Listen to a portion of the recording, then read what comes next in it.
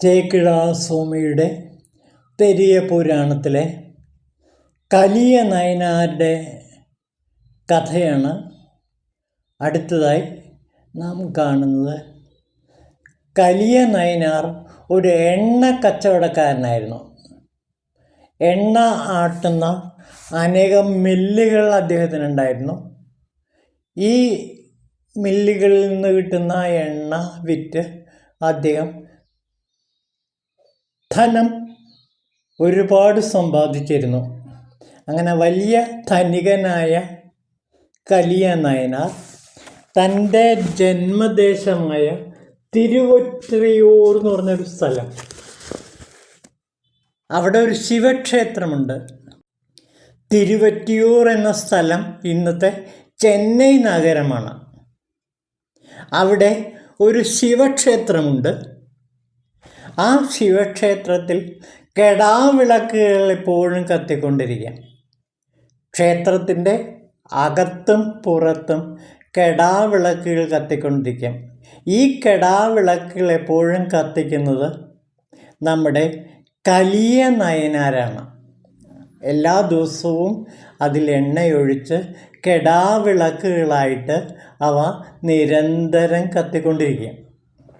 അപ്പോൾ ദീപത്തിൽ ശിവനെ കാണുന്ന, ശിവനെ ആരാധിക്കുന്ന ഒരു സ്വഭാവമായിരുന്നു കലിയ നയനാർക്ക്.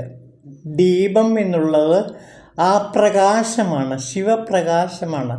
ആ ശിവപ്രകാശത്തെ ജ്വലിപ്പിക്കാൻ എണ്ണയാണ് ഒഴിക്കുക. എണ്ണ എന്ന് വെച്ചാൽ സ്നേഹം, സ്നേഹം തന്നെയാണ് എണ്ണ.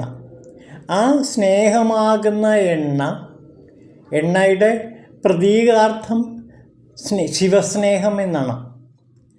എണ്ണയിലൂടെ നാം ഒരു ദേവാലയത്തിൽ നാം എണ്ണ സമർപ്പിക്കുമ്പോൾ ആ എണ്ണ നമ്മുടെ ശിവസ്നേഹത്തിൻ്റെ പ്രതീകമാണ്. സ്നേഹമെന്ന വാക്കിന് തന്നെ രണ്ടർത്ഥമുണ്ട്. എണ്ണ എന്നും അതേപോലെ തന്നെ സ്നേഹമെന്നും അർത്ഥമുണ്ട്. അപ്പോൾ ഈ എണ്ണ ശിവസ്നേഹത്തിൻ്റെ പ്രതീകമാണ്. ആ ശിവസ്നേഹത്തിൻ്റെ പ്രതീകമായ എണ്ണ എല്ലാ ദിവസവും ഈ ശിവക്ഷേത്രത്തിലൊഴിച്ച് അങ്ങനെ കെടാവിളക്കുകൾ പ്രകാശിച്ചു കൊണ്ടേയിരിക്കും. കുറച്ച് നാൾ കഴിഞ്ഞപ്പോൾ, കുറേ വർഷങ്ങൾ കഴിഞ്ഞപ്പോൾ ഇദ്ദേഹത്തിൻ്റെ ധനം നശിക്കുകയും എണ്ണ മില്ലുകളെല്ലാം വിൽക്കുകയും ചെയ്തു. പിന്നെ എണ്ണയാട്ടുന്ന ജോലി ഇദ്ദേഹം സ്വീകരിച്ചു. ആ ജോലിയും അദ്ദേഹത്തിന് നഷ്ടപ്പെടുന്നു. അങ്ങനെ പരമദരിദ്രനായി മാറുന്നു. എന്നിട്ടും അദ്ദേഹം വീടും തൻ്റെ സ്ഥലവും എല്ലാം വിറ്റിട്ട് ഈ ശിവക്ഷേത്രത്തിൽ എണ്ണ ദിവസവും പകർന്നൊഴിക്കുമായിരുന്നു. അവസാനം എണ്ണ വാങ്ങാൻ പൈസ ഇല്ലാതെ അദ്ദേഹം കഷ്ടപ്പെട്ടു. അങ്ങനെ ഭാര്യയെയും വീട്ടുജോലിക്ക് അയക്കാനായിട്ട് തീരുമാനിച്ചു. കുറെ കഴിഞ്ഞപ്പോൾ ആ വീട്ടുജോലിയും അവൾക്ക് നഷ്ടപ്പെട്ടു. അങ്ങനെ ഒരു നിവൃത്തിയുമില്ല, എണ്ണ വാങ്ങാൻ യാതൊരു നിവൃത്തിയുമില്ലാത്ത ഒരു സാഹചര്യത്തിൽ അദ്ദേഹം ശിവക്ഷേത്രത്തിലേക്ക് ചെല്ലുന്നു. ആ രംഗം ഇവിടെ വർണ്ണിക്കുന്നുണ്ട്. തൻ്റെ അടിമയാക്കിയ ദേവന് വിളക്കുകൾ കൊളുത്താനുള്ള സമയമായപ്പോൾ കലിയർ ഒരു തീരുമാനമെടുത്തു. തൻ്റെ ചുറ്റും വിളക്കുകളിൽ തിരിയിട്ട് വച്ചു. ഈ ചുവന്ന ദീപങ്ങൾ കത്തിത്തീരുന്നതോടൊപ്പം എൻ്റെ ജീവനും ഇല്ലാതാകും എന്നുറപ്പിച്ച് തൻ്റെ ജീവരക്തം ഉപയോഗിച്ച് വിളക്ക് കൊളുത്തുവാൻ കത്തി കൊണ്ട് കഴുത്തിൽ മുറിവുണ്ടാക്കി. ആ മുറിവിൽ നിന്ന് വരുന്ന രക്തം അദ്ദേഹം എണ്ണയായി വിളക്കുകൾ ഒഴിച്ച് കത്തിച്ചു. ഉടനെ അത്യധികം തേജസ്സോടെ ഭഗവാൻ പ്രത്യക്ഷപ്പെട്ട് കലിയരുടെ കൈ പിടിച്ച് തടഞ്ഞു. ഭഗവാൻ പ്രത്യക്ഷപ്പെട്ടപ്പോൾ കലിയരുടെ മുറിവ് ഉണങ്ങി, ശരീരം പഴയതുപോലെയായി. ആനന്ദനിർവൃതിയോടെ കൈകൾ തലയ്ക്ക് മുകളിൽ കൂപ്പി കണ്ണുനീരിൽ കുളിച്ചു നിന്ന ആ ഭക്തവിളക്കിന് ഭഗവാൻ തൻ്റെ പാദങ്ങളിൽ എന്നേക്കും അഭയം നൽകുന്ന കാഴ്ചയാണ് നാം കാണുന്നത്. അപ്പോൾ എണ്ണ എന്നുള്ള സ്നേഹമാണ്, ശിവസ്നേഹമാണ്. ആ ശിവസ്നേഹം നിരന്തരം പകർന്നുകൊണ്ടേയിരിക്കുക. അപ്പോൾ എണ്ണ, നാം ശിവക്ഷേത്രത്തിൽ എണ്ണ സമർപ്പിക്കുന്നത് ശിവാനുഗ്രഹം കിട്ടാൻ വേണ്ടി മാത്രമല്ല, നമ്മുടെ ശിവനോടുള്ള മഹാസ്നേഹത്തിൻ്റെ പ്രതീകമാണ് എണ്ണ.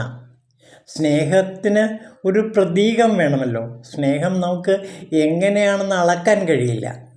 അതുകൊണ്ട് സ്നേഹത്തിൻ്റെ പ്രതീകമായിട്ടാണ് എണ്ണ ഇവിടെ നാം കരുതുന്നത്. ആ എണ്ണയാണ് ഭഗവാൻ ദിവസവും അർപ്പിക്കുന്നത്. അപ്പോൾ ഹൃദയത്തിൽ സ്നേഹമാകുന്ന എണ്ണ എപ്പോഴും ശിവഭഗവാന് പകർന്നുകൊണ്ടേയിരിക്കുക, ശിവസ്നേഹത്തിൽ മുഴുകി ജീവിക്കുക. അതാണ് ഇവിടെ ചേക്കിഴാർ സ്വാമി പറയുന്നത്. ശിവസ്നേഹത്തിൽ ജീവരക്തം തന്നെ നൽകി എന്ന് വെച്ചാൽ അതിനർത്ഥം എന്താ? ജീവരക്തം സ്നേഹമാണ്, സ്നേഹമാകുന്ന ജീവരക്തമാണ് നൽകുന്നത്. ആ രക്തം ഭഗവാൻ സ്വീകരിച്ചിട്ട് ഉടനെ അയാളെ തടയുകയും ആ മുറിവ് ഉണക്കുകയും ചെയ്തു. അപ്പോൾ സ്നേഹം നൽകിയാൽ ഭഗവാൻ പ്രീതനായിത്തീരും. ഈശാവാസ്യം ഇദം സർവം, ലോകം മുഴുവനും ശിവമയമാണ്. എവിടെ നാം നോക്കിയാലും കാണുന്നതെല്ലാം ശിവനെ തന്നെയാണ്. അപ്പോൾ നമുക്ക് സ്നേഹിക്കാനല്ലാതെ വെറുക്കാൻ കഴിയില്ല. കാരണം എല്ലാത്തിലും, ശത്രുവിലും മിത്രത്തിലും സകലത്തിലും നാം കാണുന്ന ശിവനെ തന്നെയാണ്. അതുകൊണ്ട് എവിടെ ശത്രു എവിടെ മിത്രം, എല്ലാം ശിവമയമായി മാറുന്നു. ആ ശിവമയമായി മാറിയ അവസ്ഥയിൽ ഭക്തൻ്റെ ഹൃദയം ശിവസ്നേഹം കൊണ്ട് നിറഞ്ഞ് കവിഞ്ഞൊഴുകും. അൻപേ ശിവം. അപ്പോൾ ശിവനെ വശത്താക്കാൻ, ശിവനെ പ്രീതിപ്പെടുത്താൻ ഏറ്റവും എളുപ്പമായ വിദ്യ സ്നേഹം പകർന്ന് ദീപം കൊളുത്തുക എന്നുള്ളതാണ്. അപ്പോൾ സ്നേഹമാകുന്ന ദീപം ജ്വലിച്ചു നിന്നാൽ ആ സ്നേഹദീപത്തിൽ ശിവൻ പ്രത്യക്ഷപ്പെടും. നാം ഒരു ശിവക്ഷേത്രത്തിൽ വിളക്ക് കൊളുത്തുമ്പോൾ, അല്ലെങ്കിൽ നമ്മുടെ പൂജാമുറിയിൽ ശിവബിംബത്തിന് മുമ്പിൽ, ശിവലിംഗത്തിന് മുമ്പിൽ വിളക്ക് കൊളുത്തുമ്പോൾ ആ വിളക്കിലെ എണ്ണ എന്ന് പറയുന്നത് ഭക്തൻ്റെ, ശിവസേവകൻ്റെ സ്നേഹമാകുന്ന എണ്ണയാണ് ഒഴിക്കുന്നത്. ആ സ്നേഹത്തിലാണ് ശിവൻ പ്രകാശം ചൊരിഞ്ഞുകൊണ്ടേയിരിക്കുന്നത്. അപ്പോൾ ശിവൻ്റെ പ്രസാദം കിട്ടാൻ ഏറ്റവും എളുപ്പം ആയ വിദ്യ സ്നേഹിക്കുക എന്നുള്ളതാണ്. അത് താഴ്ന്ന സ്നേഹം മുതൽ ഉയർന്ന ആത്മീയ സ്നേഹത്തിൻ്റെ ഉത്തുംഗ സോപാനത്തിലെത്തി നിൽക്കുന്ന അവസ്ഥ വരെ അത് ഉയരുന്നു. ഒരു കുഞ്ഞിനോട് അമ്മയ്ക്ക് തോന്നുന്ന സ്നേഹം, ഭാര്യയ്ക്ക് ഭർത്താവിനോട് തോന്നുന്ന സ്നേഹം, അല്ലെങ്കിൽ അതേപോലുള്ള ഏത് വ്യക്തിപരമായ സ്നേഹവും കുറെ കഴിയുമ്പോൾ അത് ശിവസ്നേഹമായി വളരും. അതാണ് സ്നേഹത്തിൻ്റെ പ്രത്യേകത. അതുകൊണ്ടാണ് കുമാരനാശാൻ പറഞ്ഞത് മാംസനിബദ്ധമല്ല രാഗം. അപ്പോൾ എവിടെയൊക്കെ നാം ഏതൊക്കെ വ്യക്തികളെയാണോ സ്നേഹിക്കുന്നത് ആ സ്നേഹം എല്ലാം തന്നെ ആത്മീയ സ്നേഹമായി വളരുന്ന കാഴ്ചയായിട്ട് നാം കാണുന്നത്. ഇപ്പോൾ തിരുവാചകത്തിൽ മാണിക്യവാചകർ പാടുന്നത് ഈ ദിവ്യമായ ആത്മീയ സ്നേഹമാണ്. അപ്പോൾ സ്നേഹം എങ്ങനെ ശിവപ്രീതിയിലേക്ക്, ശിവസായുജ്യത്തിലേക്ക് നയിക്കുമെന്ന് മാണിക്യവാചകർ തിരുവാചകത്തിൽ നാം കാണിച്ചു തരുന്നു.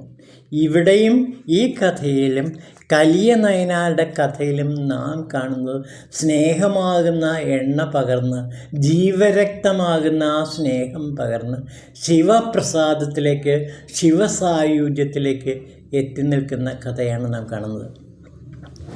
ഈ പെരിയ പുരാണം കഴിഞ്ഞാൽ നമുക്ക് 8ാമത്തെ തിരുമുറയായ, ശരിക്കും പറഞ്ഞാൽ അതൊരു ശിവവേദം എന്ന് പറയുന്ന മാണിക്യവാചകരുടെ തിരുവാചകത്തിലേക്ക് പ്രവേശിക്കാം. ഇനി ഏതാനും ചില ശിവഭക്തന്മാരോട് കൂടിയുണ്ട്. നമുക്ക് ആ ശിവഭക്തന്മാരുടെ ചരിത്രവും കൂടി പറഞ്ഞിട്ട് ശിവരാത്രി നാളിൽ നമുക്ക് മാണിക്യവാചകരുടെ തിരുവാചകം ആരംഭിക്കാം. ഓം ശിവായ നമഃ.